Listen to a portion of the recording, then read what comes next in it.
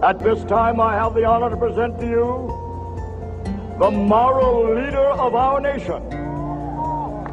I have the pleasure to present to you Dr. Martin Luther King, Jr.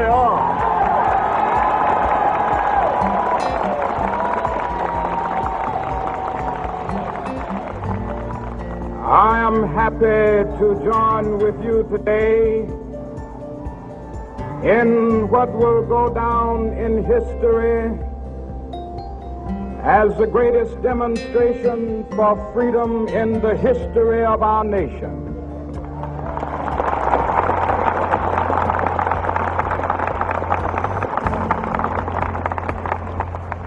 Five score years ago,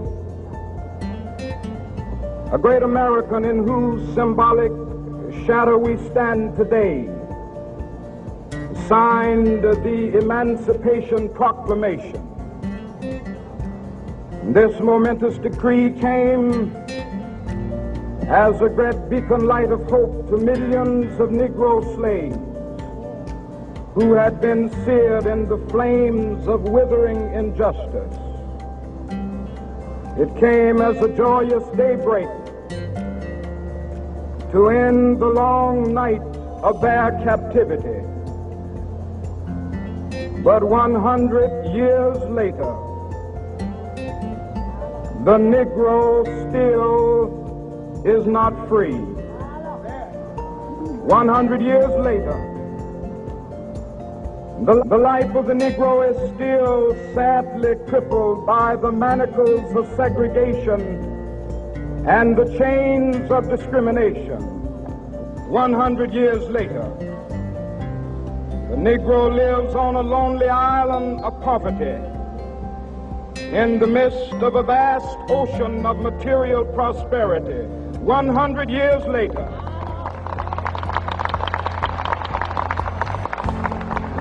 the Negro is still languished in the corners of American society and finds himself in exile in his own land. And so we've come here today to dramatize a shameful condition. In a sense, we've come to our nation's capital to cash a check.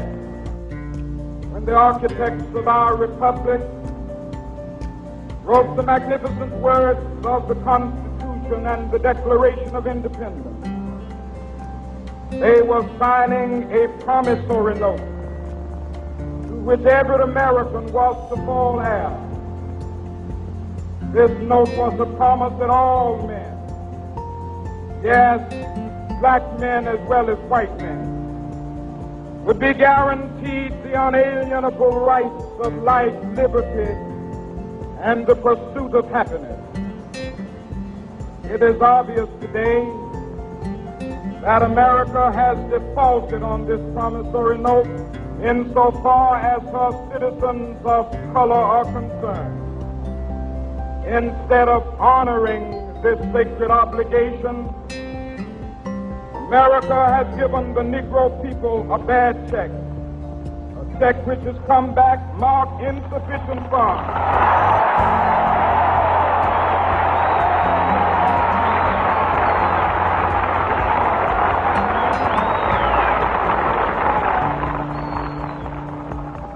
But we refuse to believe that the Bank of Justice is bankrupt. We refuse to believe that there are insufficient funds in the great vaults of opportunity of this nation. So we've come to cash this check, a check that will give us upon demand the riches of freedom and the security of justice.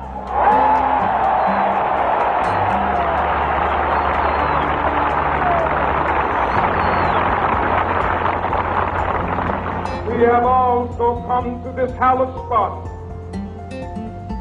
to remind America of the fierce urgency of now. This is no time to engage in the luxury of cooling off or to take the tranquilizing drug of gradualism.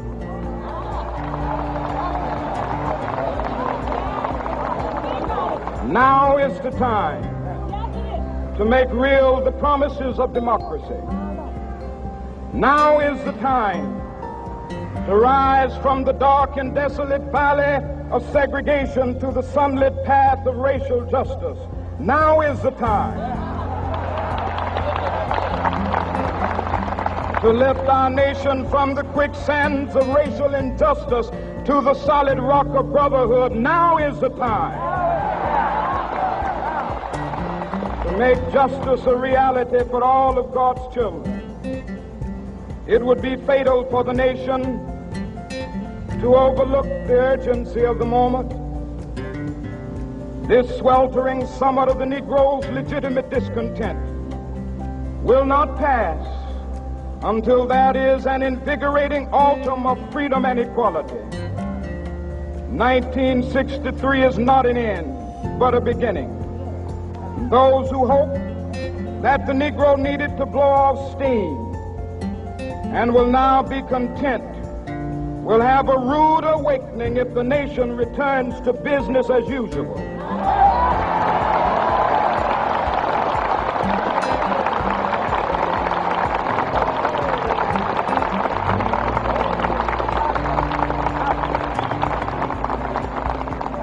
There will be neither rest nor tranquility in America until the Negro is granted his citizenship rights.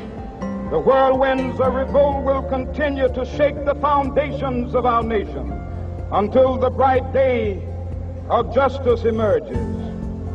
But that is something that I must say to my people who stand on the warm threshold which leads into the palace of justice. In the process of gaining our rightful place, we must not be guilty of wrongful deeds. Let us not seek to satisfy our thirst for freedom by drinking from the cup of bitterness and hatred.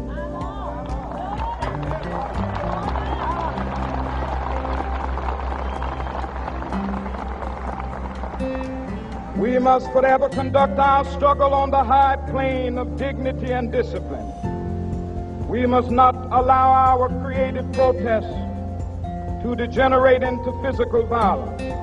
Again and again, we must rise to the majestic heights of meeting physical force with soul force. The marvelous new militancy which has engulfed the Negro community must not lead us to a distrust of all white people. For many of our white brothers, as evidenced by their presence here today, have come to realize that their destiny is tied up with our destiny.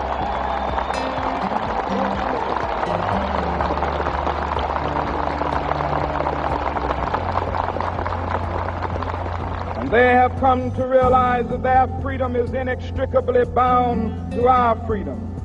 We cannot walk alone. And as we walk, we must make the pledge that we shall always march ahead. We cannot turn back. There are those who are asking the devotees of civil rights, when will you be satisfied? We can never be satisfied as long as the Negro is the victim of the unspeakable horrors of police brutality.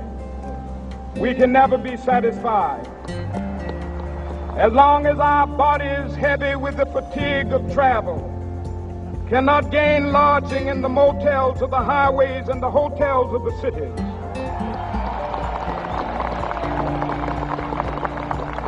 We cannot be satisfied as long as the Negro's basic mobility is from a smaller ghetto to a larger one. We can never be satisfied as long as our children are stripped of their selfhood and robbed of their dignity by signs stating for whites only.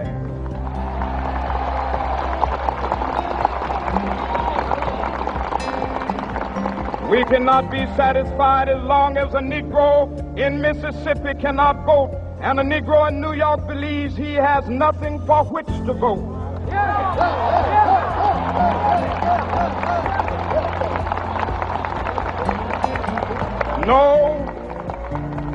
No, we are not satisfied, and we will not be satisfied until justice rolls down like waters and righteousness like a mighty stream.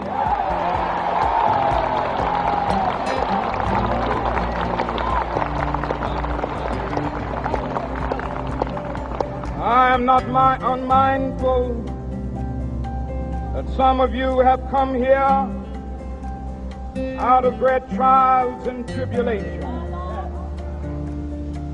Some of you have come fresh from narrow jail cells.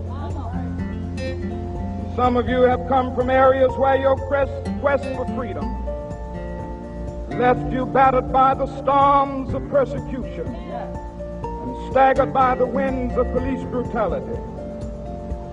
You have been the veterans of creative suffering. Continue to work with the faith that unearned suffering is redemptive. Go back to Mississippi. Go back to Alabama. Go back to South Carolina. Go back to Georgia. Go back to Louisiana. Go back to the slums and ghettos of our northern cities, knowing that somehow this situation can and will be changed. Let us not wallow in the valley of despair. I say to you today, my friend,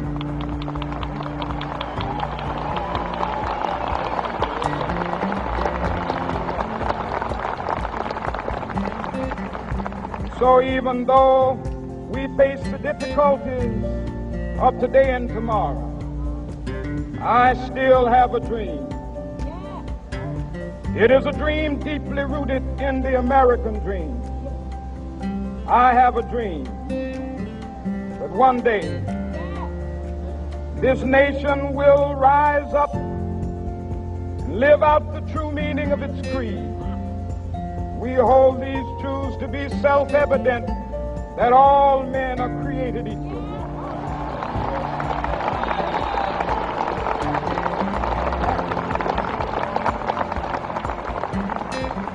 I have a dream that one day on the red hills of Georgia, the sons of former slaves and the sons of former slave owners will they be able to sit down together at the table of brotherhood.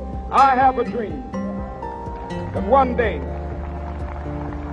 even the state of Mississippi, a state sweltering with the heat of injustice, sweltering with the heat of oppression, will be transformed into an oasis of freedom and justice. I have a dream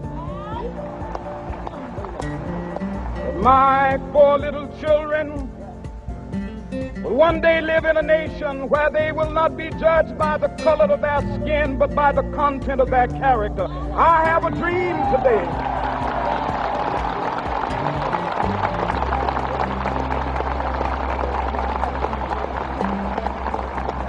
I have a dream that one day down in Alabama, with its vicious racists, with its governor having his lips dripping with the words of interposition and nullification, one day right there in Alabama, little black boys and black girls will be able to join hands with little white boys and white girls as sisters and brothers. I have a dream today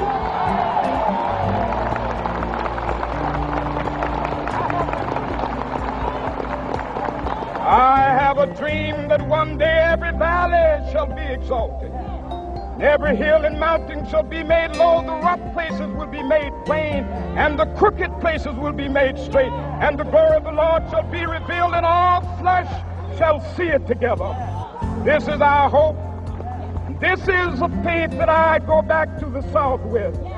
With this faith, we will be able to hew out of the mountain of despair a stone of hope. With this faith, we will be able to transform the jangling discords of our nation into a beautiful symphony of brotherhood. With this faith, we will be able to work together, to pray together, to struggle together, to go to jail together, to stand up for freedom together, knowing that we will be free one day. This will be the day. This will be the day when all of God's children be able to sing with new meaning, my country, tears of thee. Sweet land of liberty, of thee I sing. Land where my fathers died, land of the pilgrim's pride.